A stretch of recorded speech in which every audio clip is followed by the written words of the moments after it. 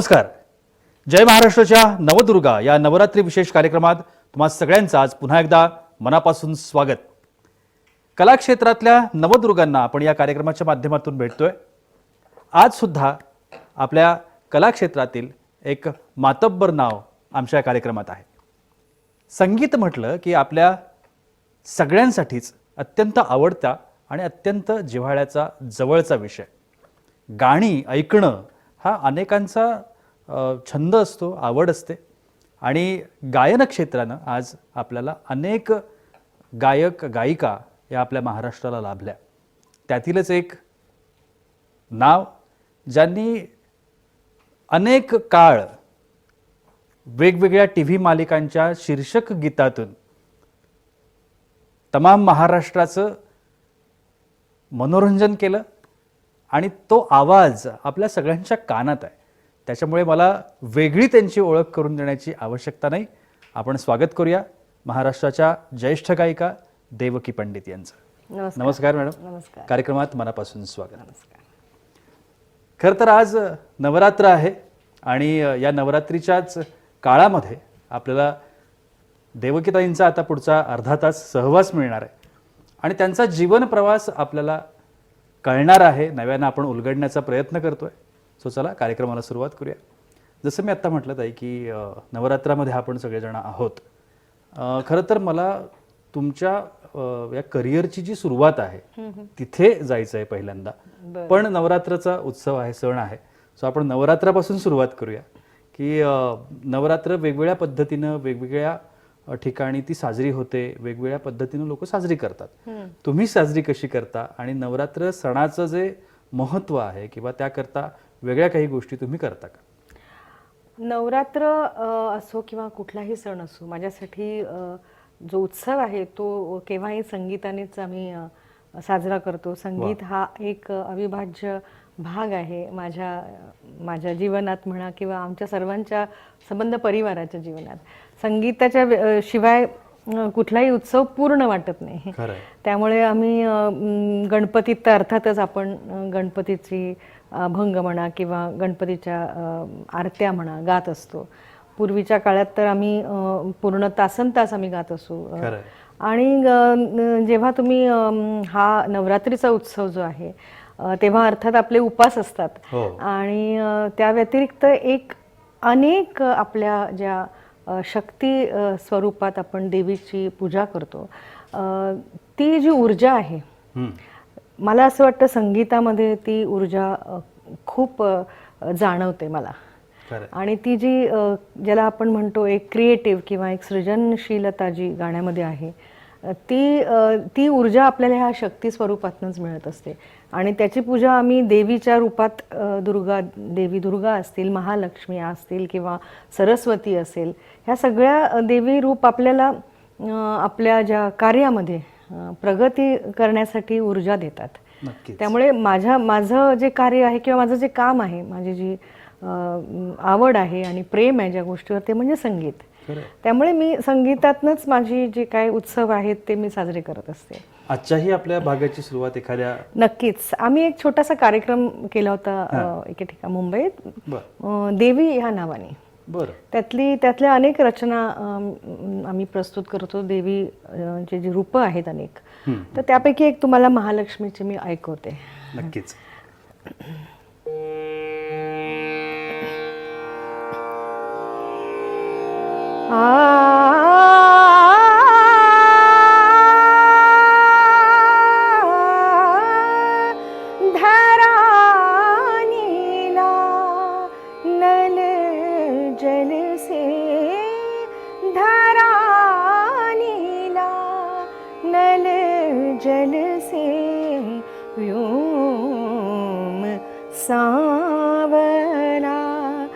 शंख ध्वनी आदि मध्य अंतरूपिणी, आदि मध्य अंतरूपिणी, त्वमेव सर्वं नारायणी देवी नारायणी नारायणी देवी नारायणी. वा वा वा वा, सुंदर. मी सुरुवातीला म्हटलं की आपण जीवन प्रवास उलगडण्याचा प्रयत्न करणार आहोत या भागामध्ये, बरोबर. आपल्या या वेळेमध्ये. सुरुवात जी असते कुठल्याही कलाकाराची ती एकतर आवडीतून निर्माण होते. अनेक जण अपघाती सुद्धा कलेमध्ये उतरतात. काही जणांची ती कौटुंबिक पार्श्वभूमी सुद्धा असते. असते. तुमच्या बाबतीत नेमकं काय घडलं होतं?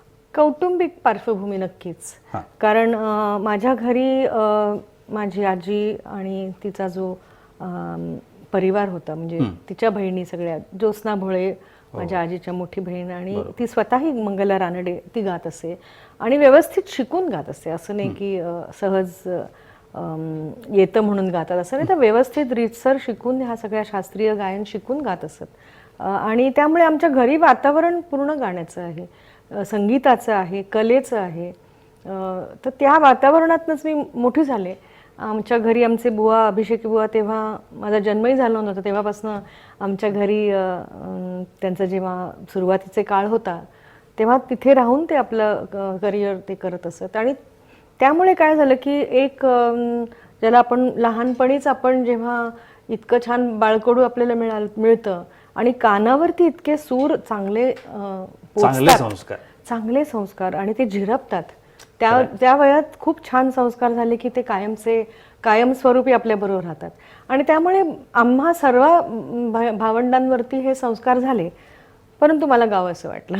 एवढाच फरक. तो स्पार्क म्हणजे नेहमी असं होतं ना की जसं असं म्हटलं जातं की डॉक्टरचा मुलगा डॉक्टर होईलच, असं नाही. तसं तुम्हाला स्वतःला तो एक कधीतरी जाणवलं असेल की नाही, हे गाणं माझ्यात पण आहे किंवा मला याची गती आहे, मला हे येतंय. खरं सांगू का, माझ्यापेक्षा इतरांना जास्त जाणवलं. कारण मी स्वाभाविकतः गायला लागले, माझ्या नकळत मी गायला लागले. आणि जे काय गात होते ते असं म्हणतात की ते सर्वसाधारणपेक्षा थोडं जास्त चांगलं होतं. त्यामुळे त्यांनी एक चांगला विचार माझ्या आईने केला. ह्याला मी खरंच भाग्यवान आहे की नुसतं करिअर असा विचार न करता एक ही विद्या आहे आणि ह्या विद्याच्याही पलीकडे हा मार्ग सुद्धा आहे, ह्याची जाणीव असलेले माझ्या परिवारात असल्यामुळे मला करिअरपेक्षा ही विद्या म्हणून आणि साधना म्हणून बघण्याची माझा जो कल होता तो माझ्या संस्कारातनं आला. आणि मला शिकवण्यात आलं की बघा, गाणं शिकलं पाहिजे, गाणं हे साधनेचा विषय आहे. हे नकळतच मला कळत गेलं, नकळत माझ्या अंगवळणी पडलं की नाही, साधना म्हणजे आणि संगीत म्हणजे साधना आहे. खरं. आणि ह्यातूनच मला असं वाटतं की मी गाणं शिकायला लागले, ते नकळतच शिकायला लागले माझ्या आईकडनं, मग वसंतराव कुलकर्ण्यांकडनं. असा तो प्रवास सुरू झाला. व्यावसायिक ज्या वेळेला एखादं करिअर आपण चूज करतो तर ते तुमच्या कुटुंबातच होतं, त्यामुळे तुमच्या ते अंगवळणी आलं.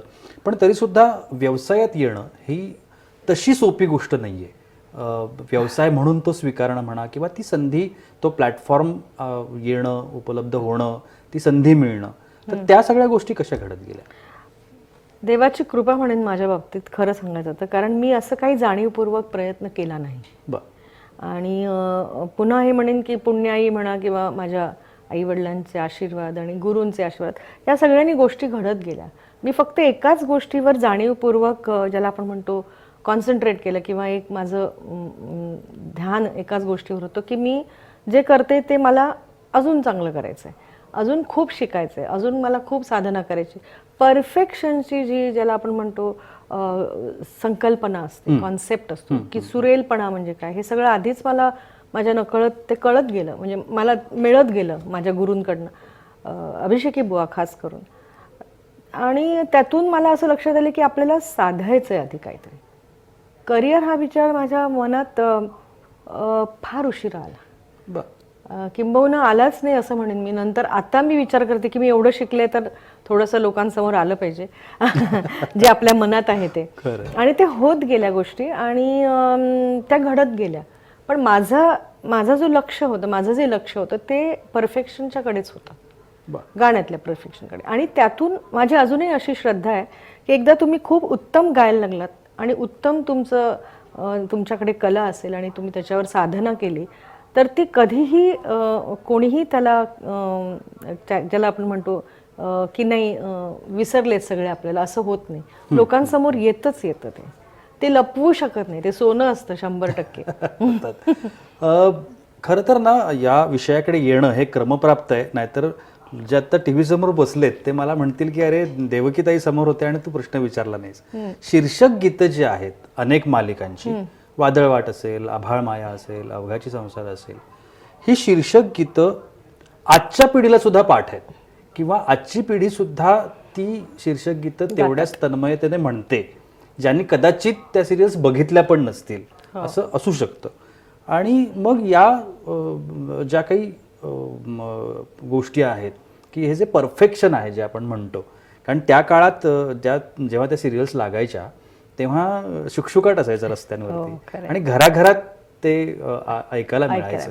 खरं तर मी तोही संधी दवडणार नाहीये की एखादी ओळ, पण त्याच्या पाठीमागची थोडीशी पार्श्वभूमी पण सांगा आणि अशोक काकांबरोबरचं तुमचं जे बॉन्डिंग होतं, कारण अर्थात हे संगीतकार आणि गायक याच्यामधला असणारा एक अंडरस्टँडिंग किंवा एक दुवा असतो. नक्कीच नक्कीच. तर त्याच्याबद्दलही ऐकायला अशोक काका माझे गुरूंच्या बरोबर म्हणजे अभिषेकींबरोबर त्यांनी खूप वेळ घालवला. बरोबर. म्हणजे जेव्हा केव्हा त्यांनी काही कंपोज केलं तर ते अशोकजींना बोलवून घेत आणि त्यांना मग कधी काही सूचना असतील किंवा काही कसं करूया रेकॉर्ड वगैरे असं डिस्कशन व्हायचं. त्यामुळे अशोकजींना मी खूप आधीपासून ओळखलंय आणि त्यांच्या सानिध्यात थोडा बुवांच्या बरोबर ते असत, त्यामुळे माझी ओळख झालेली होती. परंतु मधल्या काळात मी अजिबात क्लासिकलच गात होते, कॉन्सन्ट्रेट करत होते शिकण्यावरती. गाणं सरस्वती किशोरीताई आमोणकर यांच्याकडे मी शिकत असताना मी सगळंच बंद केलं होतं, दुसरं काही गायचं. त्यामुळे त्या काळात मी जास्त कोणाच्या संपर्कात नव्हते. अचानक मला अशोकजींचा फोन आला की अगं एक थोडं गाशील का. तर त्यांना कसं नाही म्हणायचं, कारण ते माझ्या आईच्या म्हणजे भावासारखे होते, आई माझ्या मामासारखे होते. तर त्यामुळे त्यांनी मला बोलवल्यानंतर मी म्हटलं हा ठीक आहे, 1च तास लागेल फार तर असं म्हणाले. तर मी गेले, गायले आणि आभाळ माया ती जी सिरियल आहे, मग तिकडून मग प्रवासच सुरू झाला म्हणायला हरकत नाही. एक वेगळीच वाट. खूपच गायले मी त्यांच्याकरता आणि चांगलं छान कॉम्पोजिशन्स ॲज युजल त्यांचे नेहमीच अप्रतिम कॉम्पोजिशन्स असतात. अप्रतिम एक सौंदर्य दृष्टी त्यांची निराळी आहे. तर त्यामुळे त्यांच्या बरोबर मी काम बरंच केलंय. आता ती संधी आम्हालाही प्रत्यक्षात ऐकायची मिळू दे. एक मला गमतीशीर अशी गोष्ट आहे की भातुकलीच्या खेळामधली राजा आणि राणी हे खूप फेमस आणि लोकप्रिय गाणं होतं, अरुण दाते आणि मंगेश पाडगावकरांनी लिहिलेलं. तर ते पुन्हा एकदा रेकॉर्ड करायची अशी मला अशोकजींनी मी म्हणेन संधी दिली की एवढं लोकप्रिय गाणं पुन्हा आपण दुसऱ्या चालीत गायचं, हे एक माझ्या मते आव्हान होतं. ते तुम्हाला मी ऐकू. नक्कीच नक्कीच. भातुकलीच्या खेळामधली राजा आणि राणी अर्ध्यावरती डाव मोडीला अधुरी एक कहाणी अधुरी एक कहाणी अधुरी एक कहाणी. वा वा वा. मॅडम आत्ता ना थोडासा एक वेगळा प्रश्न मला या ठिकाणी विचारावासा वाटतो की तुम्ही शास्त्रीय संगीत शिकलात, तुमच्या कुटुंबामध्येच ते होतं, त्यामुळे त्याचा एक अधिकार तुमच्याकडे आला.